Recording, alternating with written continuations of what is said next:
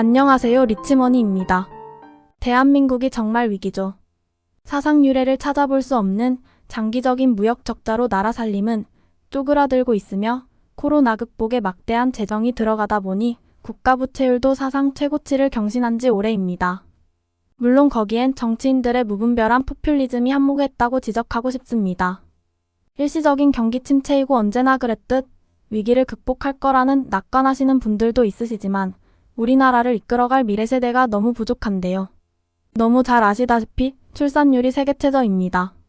너무 장기간 지속되다 보니 지금부터 출산율을 높이더라도 국가 소멸을 막기에는 늦었다는 이야기까지 나오고 있는데요.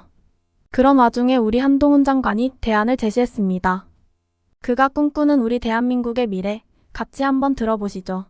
저는 가장 시급하게 대비하고 해결 방안을 모색해야 하는 것이 인구 문제라고 생각합니다. 지금 이 지도는 소멸 고위험 지자체에 해당하는 시군구 지역을 표시한 겁니다. 지금은 일부 지역에만 해당됩니다만 2047년이 되면 지금 바로 이곳 제주 서귀포시를 포함해서 전국 대부분의 지방도시가 소멸 고위험 지역에 들어간다고 합니다.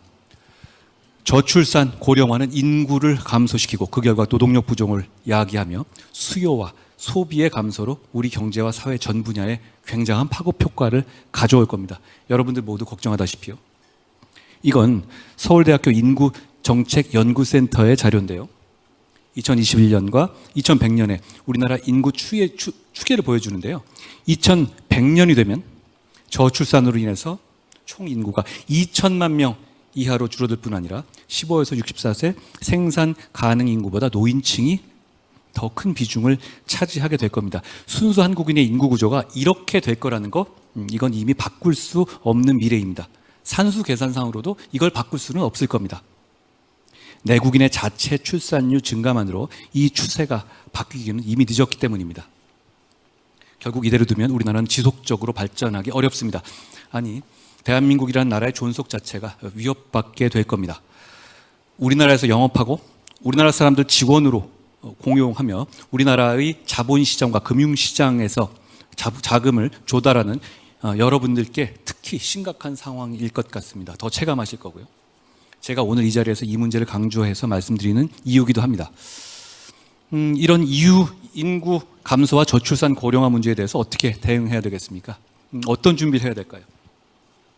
답하기 쉽지 않은 문제입니다. 제가 올 초에 이민 선진국이라는 나라들의 정책 책임자들을 직접 찾아가서 정답이 뭔지를 한번 물어봤습니다. 사실은 지구상의 어떤 나라도 그 누구도 지금 시점에서 정답을 모릅니다. 스스로 성공했다고 생각하는 나라조차 없더라고요. 그럼에도 불구하고 우리는 지금 답을 준비해야 합니다. 역사는 가르쳐주고 있지 않습니까? 아직 우리는 안전하다고 믿는 순간 진짜 위험에 처한다는 걸 말입니다. 저는 우리가 70년이 지난 지금 1950년의 농지개혁이 정답이었다고 말할 수 있듯이 10년 뒤, 50년 뒤, 70년 뒤 돌아봤을 때 지금 우리가 2023년에 정답을 냈었다고 말할 수 있기를 바랍니다.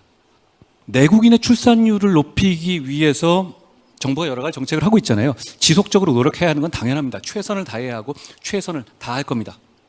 그러나 이런 출산율 회복 정책만으로는 한계가 명확합니다. 출산율의 감소는 복합적이고 구조적인 문제입니다. 젊은 층을 탓할 문제도 아니죠. 게다가 이미 이렇게 인구수가 절대적으로 감소하는 상황에서 출산율이 좀 높아진다고 해서 다시 인구가 회복되지는 않을 겁니다. 계산상 명백합니다. 무엇보다 지금 다시 출산율이 드라마틱하게 높아진다고 해도 그렇게 태어난 아이들이 생산 가능 연령까지 되기까지는 최소 15년 이상이 걸리잖아요. 그러니까 내국인의 출산율 증가만으로 인구 위기를 해결하기에는 이미 늦었습니다. 게다가 선진국에서 출산율 감소는 전 세계적 추세이기 때문에 단편적인 노력으로 해결될 것인지 단언하기 어렵습니다. 해결한 나라도 없잖아요. 기업에서도 이런 인구 분석에 따라서 여러 가지 상품을 기획하시고 마케팅 전략을 수립하시는 것으로 저는 알고 있습니다. 누구보다도 기업인들이 이 현실과 문제의 본질을 잘 알고 계실 거라고 생각합니다. 저는 출입국 이민 정책에서 답을 찾아야 한다고 생각합니다. 이민에 대해서 호감을 갖는지 반감을 갖는지 그거와 별개로 사실 이 길 외에 다른 길이 없다는 것을 우리가 잘 알고 있지 않습니까? 다른 길이 있나요? 다른 길이 없다면 어차피 피할 수 없는 방향이라면 국익 차원에서 기획해서 강하게 그립을 쥐고 추진하자는 겁니다. 먼저 경험한 나라들의 경험과 우리 상상력을 결합하면 저는 잘할 수 있다고 생각합니다. 이미 우리나라는 농업, 일부 제조업 분야의 인력 상당 부분을 외국인 근로자에 의존하고 있지 않습니까? 이런 현상 앞으로 심화될 수밖에 없습니다. 여기 계신 기업인들 회사에서도 외국인 근로자 상당수 근무하고 계실 겁니다. 제가 법무부 장관으로서 기업인들에게 받는 민원 중에 상당수는 그 제한을 풀어달라는 것이 반 이상입니다. 다른 한편으로는 단순 노무직 근로자 이외에 전문적인 지식과 기술을 갖추고 있는 유능한 외국인 인재들을 확보하는 것도 더 중요해질 겁니다. 구글이나 이베이나 페이스북이나 링크드인, 테슬라 같은 회사들 두 가지 공통점이 있다고 합니다. 하나는 업계의 혁명을 가져왔다는 것이고요. 또 하나는 바로 창업자의 전부 또는 일부가 이민자 출신이라는 겁니다. 우리나라에서 성장하고 교육받은 많은 인재들이 외국으로 나가고 있는 실정이잖아요. 그걸 막기도 어렵고요. 이것을 막을 수 없다면 다른 외국의 우수한 인력이 우리나라로 들어올 수 있는 방안을 짜내야 합니다. 그리고 그 정책이 국가 정책 중 우선순위가 되어야 한다고 생각합니다. 미국 정책재단에 따르면 2016년에 미국에서 탄생한 유니콘 기업 중에서 87개 가운데 44개가 이민자가 창업한 회사라고 합니다. 우리도 외국인과 이민자를 경계짓기보다 어떻게 사회와 경제 발전에 활용할 것인지에 대해서 진지하고 계획적으로 고민해야 하는 시점이라고 생각합니다. 출입국 이민 이슈는 대한민국의 지속 가능한 발전을 위해서 반드시 해결해야 하는 문제입니다.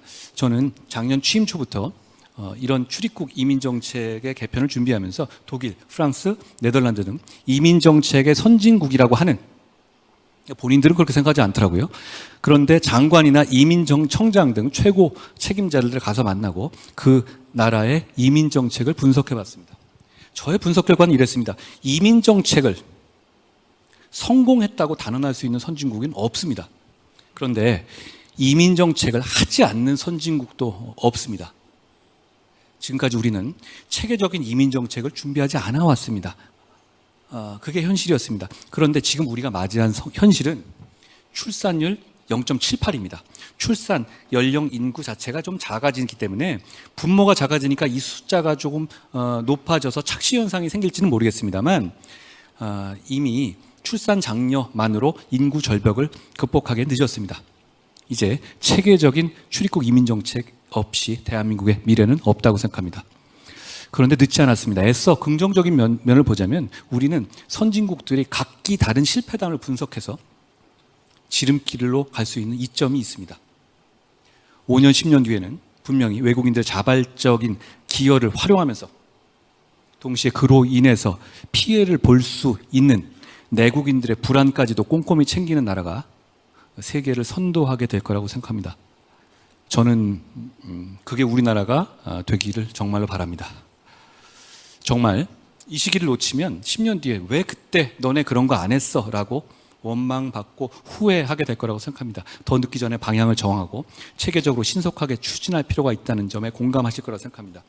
기업 차원에서도 회사 인력 문제 해결을 위해서 많은 준비를 하시는 것으로 알고 있습니다.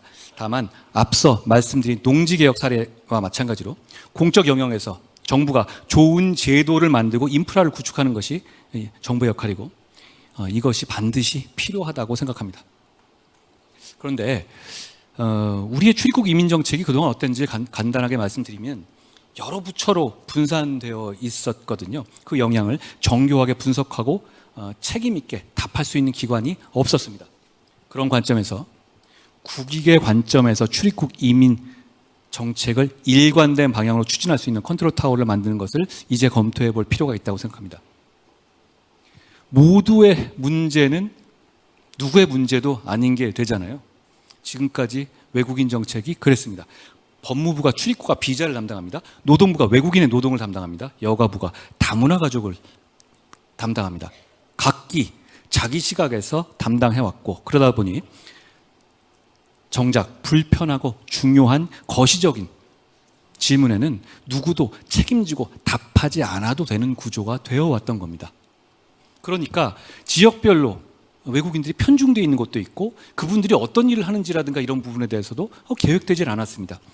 출입국 이민 관리 정책을 책임질 컨트롤 타워를 만든다는 것은 이제 잘못되면 비판받고 해결책을 제시해야 하는 기관이 생기는 겁니다. 10년 후 나라가 어떤 인구 구성을 갖게 될지 그 대책이 뭔지를 매일매일 스트레스 받고 고민하고 동네북처럼 국민들께 혼나야 할 기관이 생기는 겁니다. 이미 많이 늦었습니다. 서구에 비해서 늦었다는 게 아니라요. 우리처럼 이주와 이민에 대해서 거부감이 있는 문화를 가진 일본, 중국, 대만에 비해서도 늦었습니다. 그런 나라들도 최근 수년 새에 이민정책의 컨트롤 타워를 신설했습니다. 물론 이렇게 출입국 컨트롤 타워를 만들자는 것이 아무나 받아들이고 불법 체류자를 허용하자는 얘기 절대 아닙니다. 많이 받아들이지만 불법을 저지른 사람들은 많이 내쫓아는 겁니다. 그 기준을 가지고 그 기준과 방향을 가지고 국민에게 설명하고 책임지게 답할 수 있는 기관을 만들자는 얘기입니다. 한편 이런 컨트롤 타워 신설 같은 중장기적인 제도 개혁도 필요하지만 지금 당장 기업인들의 입장에서 실질적으로 도움이 되는 외국인 노동력 대책을 필요로 하신다는 것을 잘 알고 있습니다. 컨트롤 타워가 없으니까 안 하겠다, 컨트롤 타워를 만들 때까지 미루겠다, 그런 말 하겠다는 것이 아닙니다. 법무부는 비자 제도 개선을 통해서 구인난 해소에 기여하고 기업 경쟁력을 강화하고자 여러 정책을 발굴하여 집행하고 있는데요. 한 가지를 좀 설명드리면 산업계가 숙련 기능 인력에 부족하잖아요. 용접공이 없어서 조선의 납기를 못 맞추는 상황이 현실 아닙니까? 저희는 E74 숙련 기능 인력의 장기 취업 비자에 대해서 올해 3만 5천 명으로 늘렸습니다. 이 숫자는 문재인 정부 말기가 1,000명이었거든요. 35배를 늘리는 겁니다. 그러니까 패러다임을 전환하는 것이죠. 숫자를 깨작깨작 늘리는 방식으로 가겠다는 게 아니라 이런 함의가 있습니다. 지금 우리나라가 여러분 뭐 전문가시니까 아시지만 E9으로 비숙련 노동자들이 들어오죠. 그런데 이분들이 10년 동안 이 지나면 무조건 돌아가야 되기 때문에 이분들이 어느 정도 되면은 불법 체류를 가게 되거나 그리고 우리 기업의 로열티를 가지고 여기서 일하는 것보다는 어쨌든 간에 얻을 수 있는 최대한의 돈을 벌어서 귀국하기를 원하는 구조잖아요. 저는 그 단계를 만들자는 겁니다. E74는 잘 아시다시피 정주가 가능합니다. 기한이 없죠. 물론 우리가 내쫓을 수는 있습니다만. 그리고 가족 초청이 가능합니다. 사실 영주권의 전 단계거든요. 그러니까 E9으로 들어와서 여러분의 기업에서 근무하는 외국인 근로자들이 기업의 방침에 맞춰서 열심히 일하고 대한민국에 잘 적응할 경우에는 E74로 승격할 수 있는 인센티브를 주겠다는 겁니다. 과거 이게 1,000명이었으면 손에 보이지 않는 겁니다. 앞으로 더 늘릴 겁니다. 그렇게 되면 3만 5천 명, 작은 숫자가 아니거든요. 그러면 그 과정에서 기업이나 지자체의 의견을 듣겠습니다. 기업이 보기에 우리나라에 정주할 만하고 우리나라에 기여하고 있는 외국인 근로자라고 저에게 추천해 주시면 저희가 E74로 파격적인 전환하는데 우선적으로 고려하겠습니다. 무슨 의미냐면 저희가 E74를 30배 늘렸다는 것은 그 E74를 외국에서 그냥 데려오겠다는 취지가 아닙니다. E9에서 전환하는 방향으로 가겠다는 거고 E9에서 그 전환으로 생기는 슬롯만큼은 E9으로 충원하게 될 겁니다. 그러니까 우리나라에 들어와서 일하는 외국인이 일단 들어오기만 하면 장땡, 그게 아닌 거죠. 와서 더 열심히 일하고 대한민국에 자발적으로 기여할 경우에는 사실상 대한민국 국민으로 편입될 기회를 열어주겠다는 겁니다. 사실 외국에서 어떤 분들이 유용한지를 우리가 검증해서 오는 것, 그거 만만치 않더라고요. 그거 누가 어떻게 감증하겠어요? 그 과정에서 브로커도 많고. 그렇지만 우리나라에서 상당 기간 근무하면서 여러분의 회사에서 근무한 사람들 중에서 옥석이 가려지지 않습니까? 그 의견을 듣고 반영할 통로를 만들겠다는 것이 저희가 이 30배 늘린 거의 핵심입니다. 그냥 많이 늘리겠다는 의미가 아닌 거죠. 예. 한마디로 말씀드리면 E9 비숙련 근로자들 중에서 한국에 자발적으로 기여하고 지역사회에 검증된 사람에게 가족 초청이 가능하고 기한 한정이 없어서 안정적인 E745의 전환의 길을 열어줘서 오히려 불법 체류로의 이탈의 유혹을 떨쳐낸 동기부여를 할 수 있는 시스템을 만들겠다는 겁니다. 너무 디테일한 말씀 드렸나요? 하지만 뭐 악마는 디테일이 있지 않습니까? 저는 이거 작용할 수 있을 거라고 생각합니다. 우리는 일단 들어오는 것만 생각했잖아요, 지금까지. 근데 들어온 사람들이 얼마나 대한민국에 동화되고 대한민국에 기여할 수 있는 어떤 인센티브에 생각한 적이 없습니다. 내쫓는 것만 생각했죠. 근데 입장 바꿔 생각하면 10년을 일했는데 가기 싫은 거 당연한 거 아닙니까? 뭐 걸리기 전까지 열심히 일해가지고 돈 좀 더 벌면 좋겠죠. 그런데 대한민국의 법을 지키고 열심히 일할 경우에는 진짜 파격적으로 정말 한국인이 될 수 있는 길을 열어주는 셈이거든요.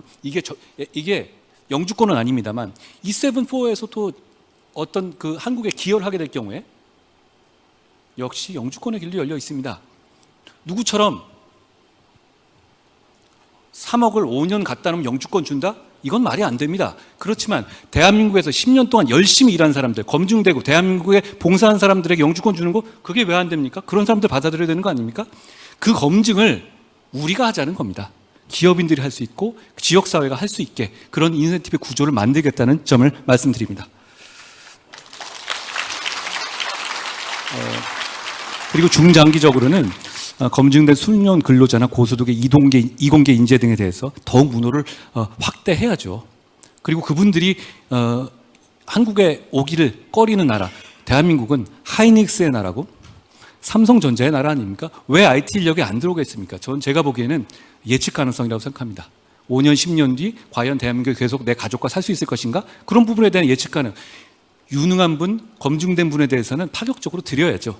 지금 그 인재를 서로 쟁탈하는 그 전쟁이 이미 우리 경쟁국 사이에 이루어지고 있지 않습니까? 그 제도를 지금까지는 어떠냐면 그런 아주 우수한 IT 인력도 결국은 일반적인 비숙련 노동자와 트랙이 같습니다. 이렇게 되면 저라도 안 올 것 같은데요. 그렇지만 이 비자 정책은 이겁니다. 비자 정책은 평등이나 공정의 영역이 아니거든요. 국익의 영역입니다. 우리가 필요한 사람들을 위해서 파격적인 조치를 하는 것, 그게 부정부패가 아니라 얼마든지 할 수 있을 거고 얼마든지 할 거라는 말씀을 드립니다.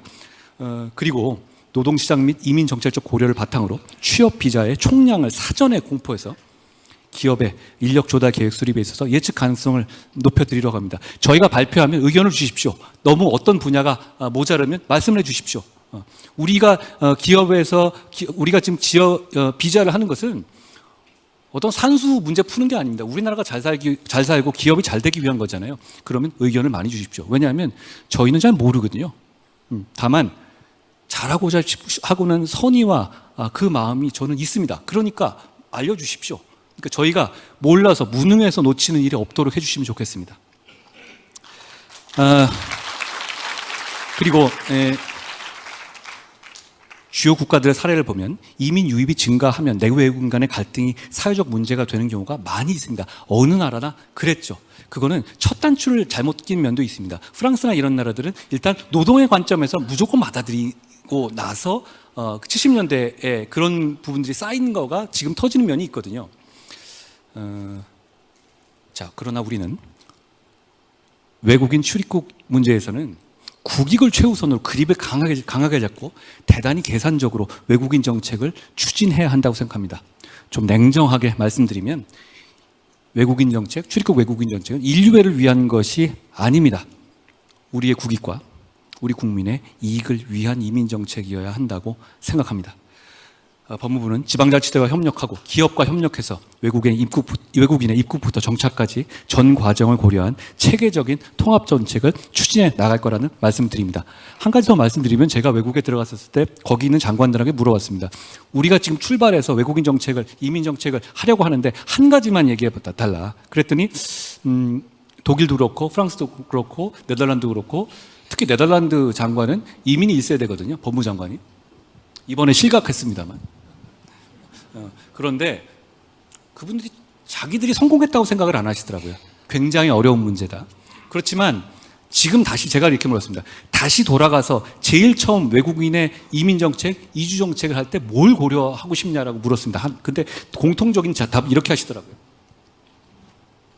한국어를 중시하라라는 말씀을 드립니다. 결국 외국인들이 들어왔을 때 자기들끼리 모여 있고 그 문화를 유지하면서 돌아가면 결국은 통합은 이루어지지 않는다는 겁니다. 그러면 결국은 언어의 문제라는 거죠. 한국어 교육 그리고 한국어를 잘 하는 분에 대해서 큰 가점과 인센티브를 부여하겠습니다. 그렇게 돼야 결과적으로 우리와 같이 우리와 기여하면서 살 수 있다고 생각합니다. 그 점에 대해서 그런 차원에서 저희가 베트남이나 이런 곳에 최 회장님도 잘 아시지만 한국어 학원들을 많이 만들고 있지 않습니까? 그런 차원입니다. 와서 배우는 것도 있지만 한국어를 잘하는 분이 들어온다. 용접을 잘하는 분 들어오는 것보다 더 낫다고 생각합니다. 용접 여러분들이 가르쳐 줄 수 있지 않습니까? 거기서 딴 자격증만으로 바로 투입하실 수 있는 건 아니잖아요. 그런 차원에서 저희가 디테일을 고려할 것이라는 말씀을 드립니다. 다시 말씀드리지만 기업인 여러분들께서 결국은 전장에 서 계시고 모든 걸 하시고 주인공이시지만 결국은 공적 영역에서 먼저 노력하고 해결해야 될 인프라의 문제를 해결해야 한다고 생각합니다. 저희는 그거 잘하고 싶습니다. 과거에 이승만 대통령과 조봉암 장관이 했던 농지개혁과 같은 혁신적이고 공공성 있는 선의의 정책을 만들고 성공해내야 한다는 사명감 갖고 있습니다.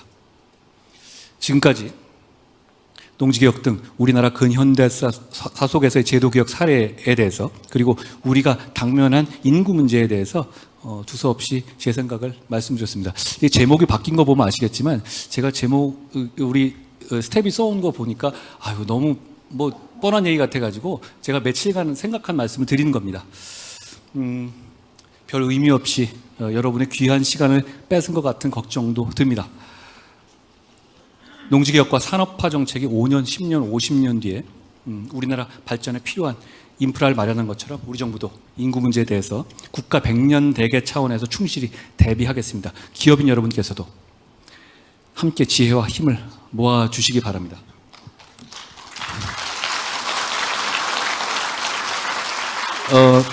1961년에 쿠바 사태 당시에 아이젠하워가 전직 대통령이었던 아이젠하워가 케네디에게 이런 조언을 했습니다. 이런 종류의 일에 착수할 때는 한 가지만 하시면 됩니다. 반드시 성공해야 한다는 겁니다. 저희도 반드시 성공하겠습니다. 저는 우리 체제와 헌법 정신에 대해서 이렇게 생각합니다. 선택권과 경쟁이 존재할 때 결국에 국민의 권익에 증진된다는 것이 우리 체제와 헌법 정신이라고 생각합니다. 공정한 시장이 기업의 혁신에 보상하고 기업의 성장을 이끌지만 기업은 이 나라 일자리 창출에 책임을 다해야 하고 법에 따라 근로자를 보호해야 한다고 하는 약속이 우리 체제와 헌법 정신이라고 저는 생각합니다. 우리나라는 정당한 부를 질시하지 않는 나라고 또 반드시 그래야 한다고 생각합니다. 저는 대한민국 기업인들의 혁신 능력과 국가에 대한 기여에 대해서 깊이 존경하는 마음을 가지고 있다고 고백합니다.